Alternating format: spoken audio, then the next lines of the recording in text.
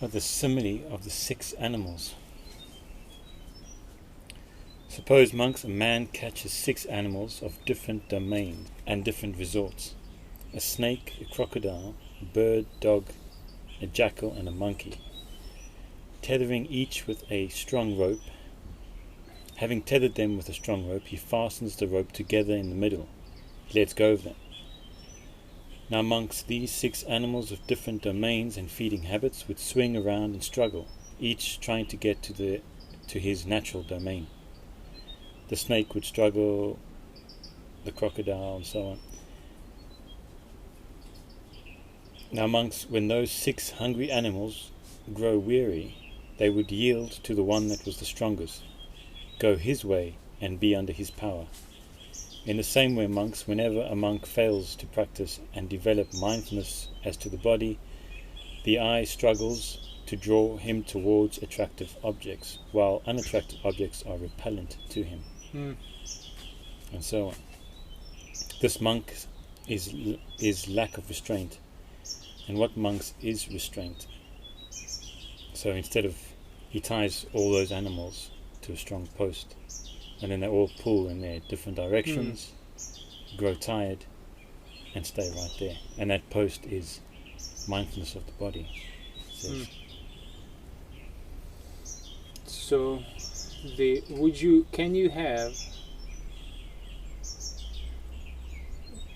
a restraint of the 6 senses, so including your mind, without the right context?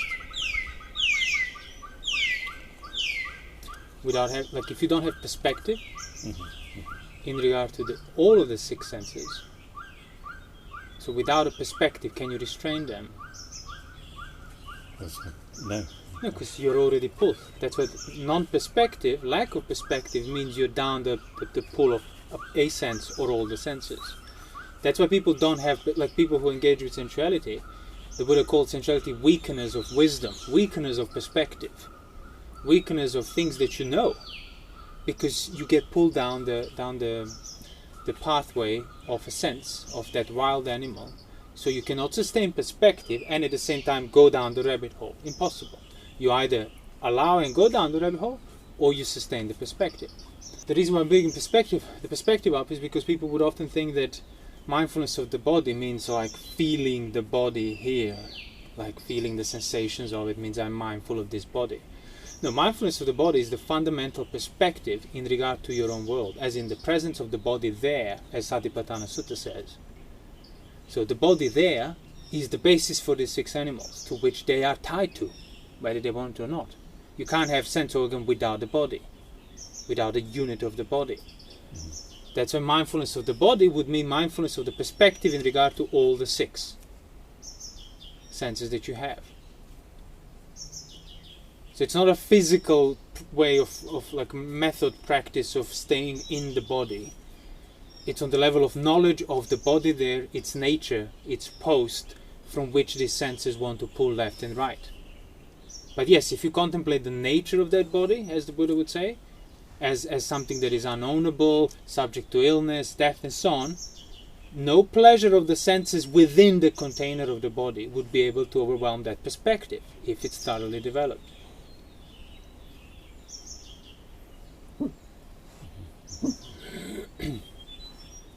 But if you see your body as not mine, that's the right perspective.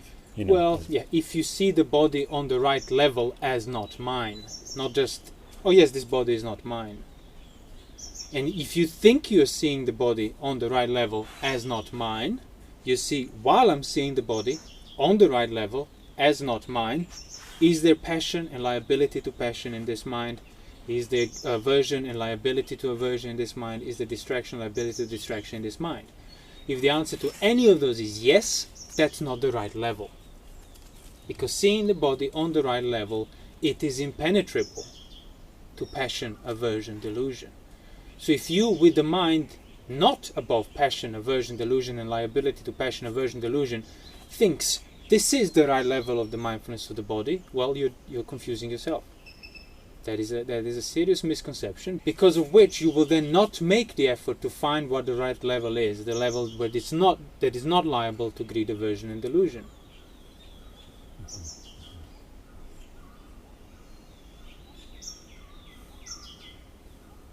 So in what way? How do we be mindful of the body? Well, through understanding its... one way would be through understanding its nature. Not just through because I say be mindful of the body and you have some idea about it, and now you're doing it. But instead of focusing on doing the mindfulness of the body, focus on understanding the idea of what you think mindfulness of the body is.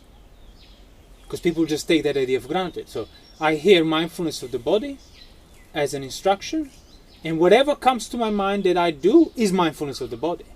Well, isn't that fortunate? If it were so. But then it's the idea. That's where the context, the right context, the wrong context. It's basically right idea, wrong idea, or right ideas, wrong ideas.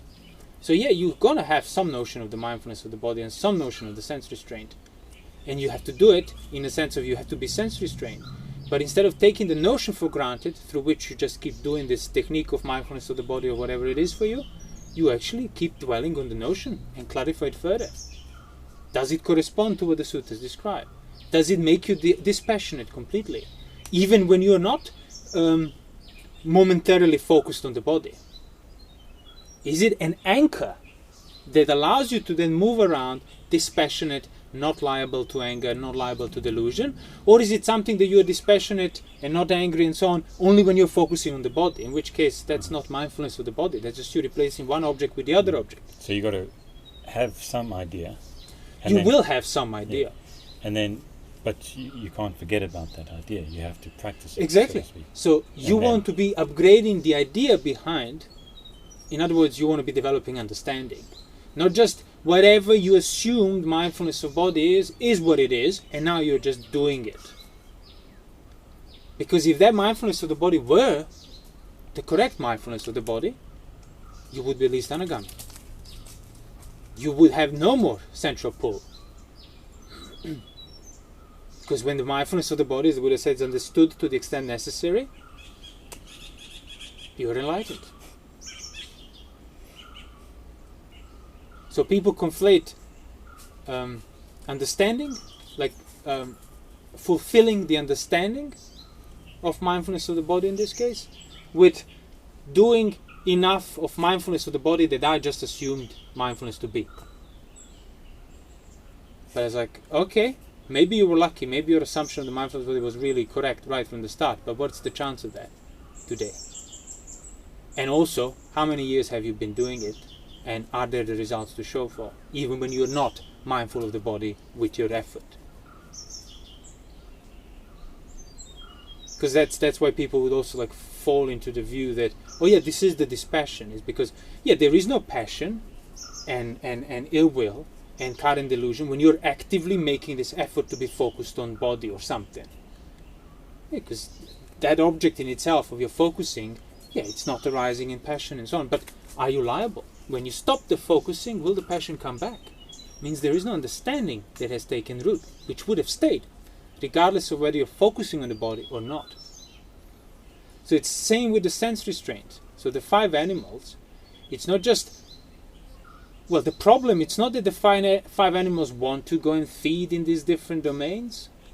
The problem is that you don't know how to not identify with them. In other words, you don't know how to not take them as mine. When I wants to see something, ears want to hear something, your first starting point is, I want to see something, I want to hear something. And then you hammer down the restraint on yourself.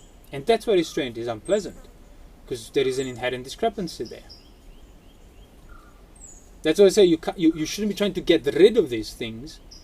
You should restrain yourself, but you can only do that correctly on the basis of allowing these things to endure. So your eyes want to see something, you restrain eyes from seeing, but you don't ignore the fact that eyes want to see something. That's unpleasant. That's how you get to basically outline the domain of the eye, that you realize, this is what an eye does. You don't want to strangle the eye. Well, exactly, because you will be strangling the eye, so to speak, because you're identified with it. So it's self-destruct. That's the only way out that you can see. But even the simile, it says it's these 6 animals that they are tied to, and they will pull everybody else. So you are the one that should be in charge of the 6 animals, not be pulled by them. But the reason you're pulled by them is because you cannot cease to identify with it. When the pull is there, first you feel like you're being pulled in that direction. And that's how you have to start. So you start by being pulled, you start by not giving in to the pull, but if all you do is just try to get rid of the pull, you're basically trying to remove the senses, trying to kill the animals. That still doesn't make you in charge, that just kills the animals. That's why if somebody says, oh yeah, I would not see sights with my eyes, that's how I'm free. I would not hear sounds with my ears. And the Buddha said, well, you're no different than a blind and a deaf man. So you're not free at all. You just have one animal less pulling you around, but you don't need 6. It's enough for one of them to pull you around.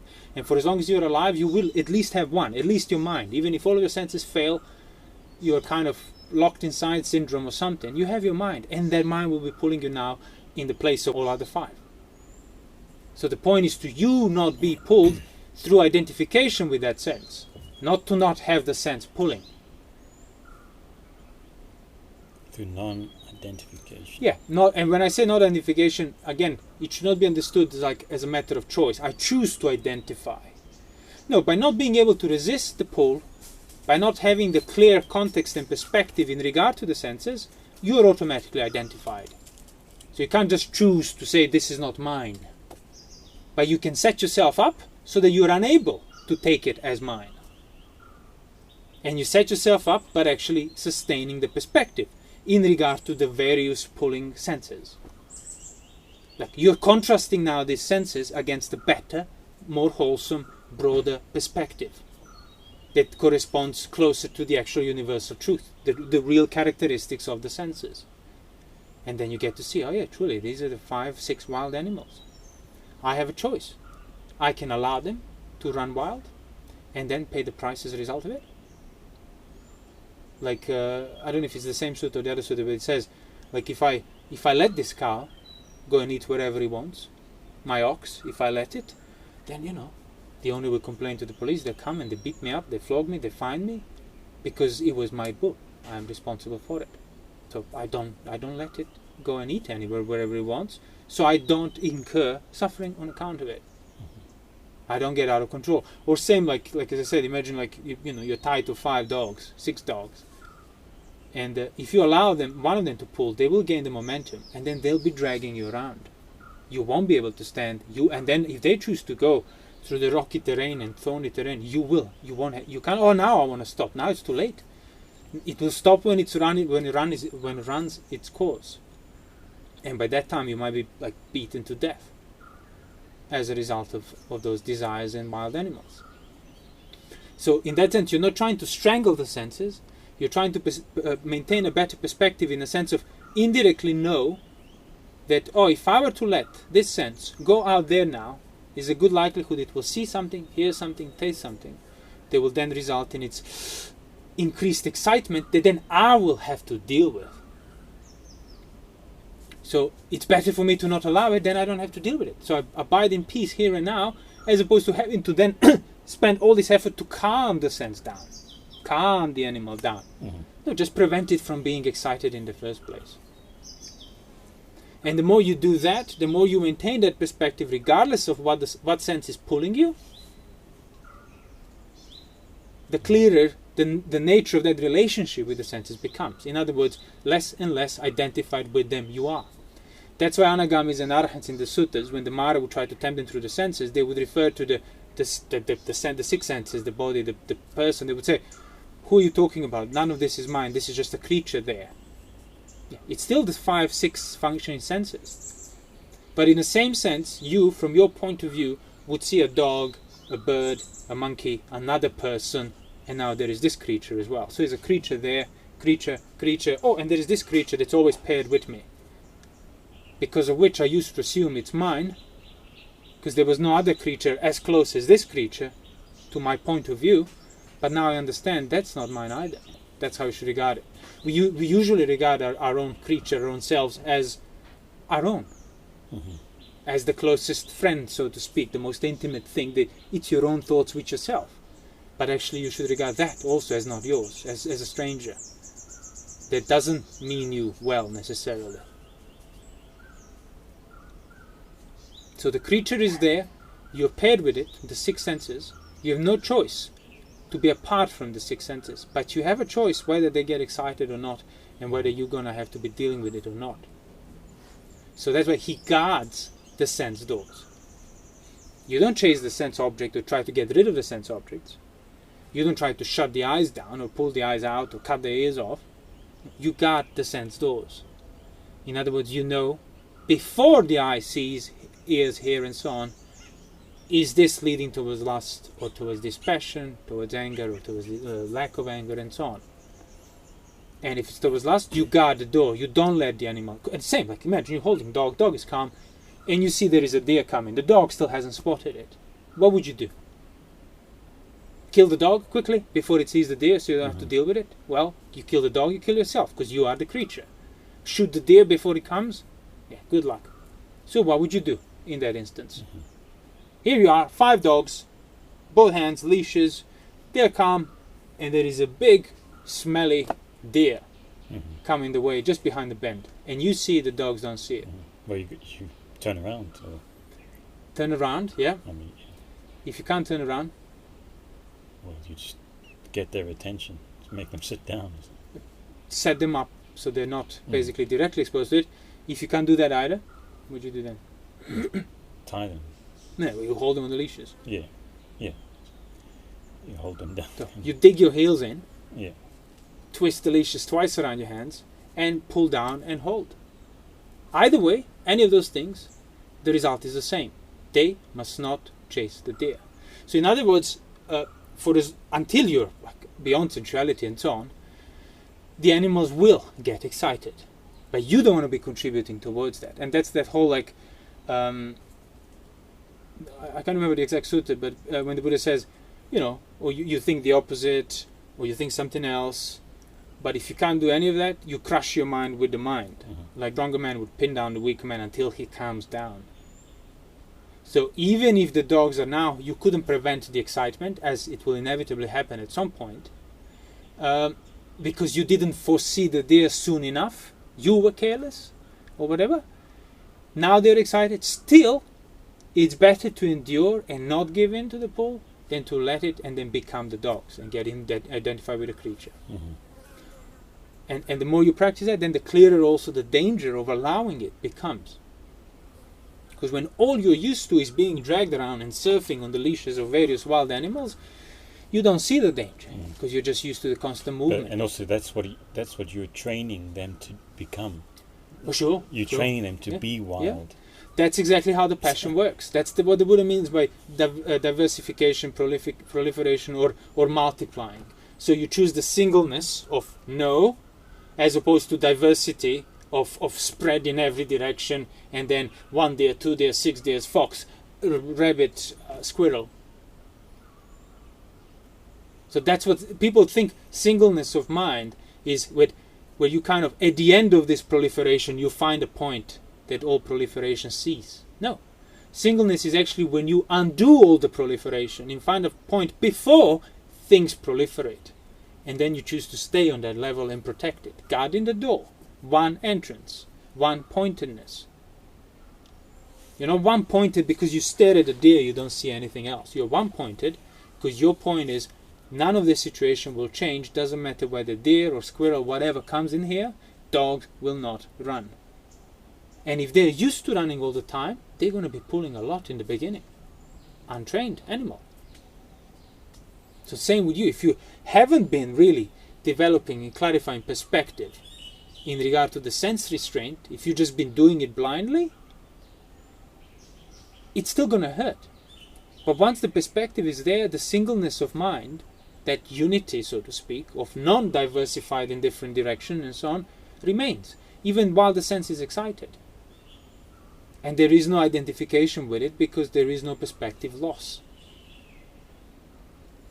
So you and the creature, your point of view in regard to the creature and the thoughts of the creature and the plans of the creature and the sight, sound, smell, taste, touches of the creature None that's yours in that sense. But not to say, oh, no, not mine, not mine, to dismiss it. But not mine because it's there and I have perspective in regard to it. Yeah, not my dogs. So Exactly, not my dogs. Yeah, that's often the response. Yeah.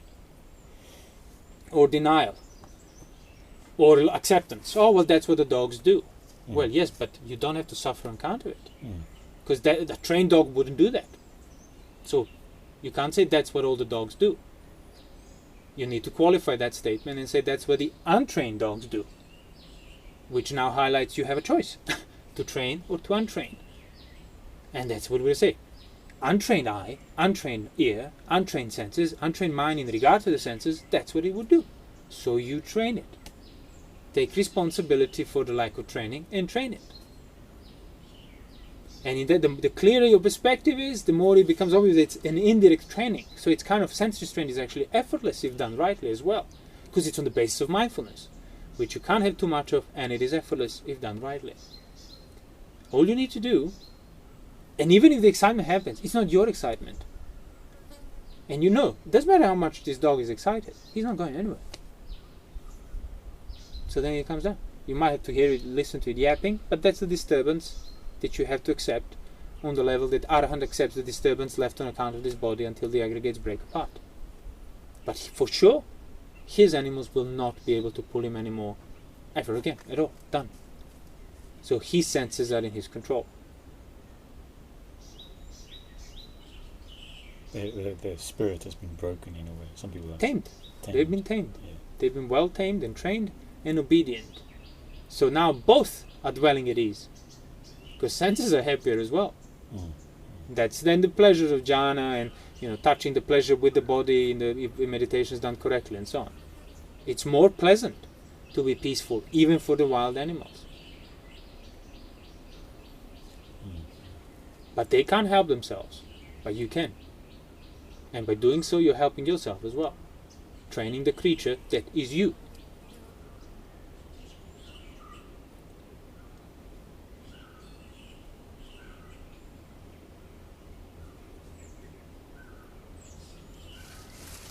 It's exactly like training dogs. It's exactly. That's often the simile: taming an elephant, taming an ox. The Buddha used in the suttas. Elephant, yeah. Yeah. But as I said, the difference is whether you're kind of projecting it externally or no. You have to seeing yourself, your 5, 6 senses, as 5, 6 dogs, and they all have their different little traits and little characteristics and little kind of preferences. But you are the one, and again, you don't train them by constantly choking them and holding on to them. You train them by seeing more than what they see, by maintaining the background to their own actions that they're not aware of. Look, he's running like a maniac now, and there are wild boars there. He doesn't see it, and when he does, it will be too late. Now imagine you're tied to that dog, it's dragging you where the wild boars are, angry with little babies. Oh, so now my life is at stake. So I better do something about it. You can't just, it's not my problem. So in order to stop identifying with the 6 animals that your creature is, you have to take it up. You have to take them up personally first. You have to actually see that you are at stake here. If you let your mind run, eyes, ears, nose, and so on, you will pay the price, not them. So I better take this personally.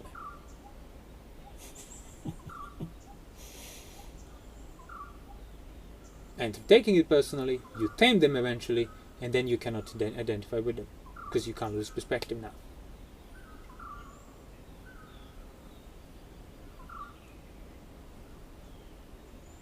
And patience. Yeah, that's the key. It's even the basic dog training. The first thing they say, you must be patient. And imagine how much more when it comes to training yourself as a creature of the 6. The wild man, the wild man. Yeah, everybody's a wild creature. Yeah.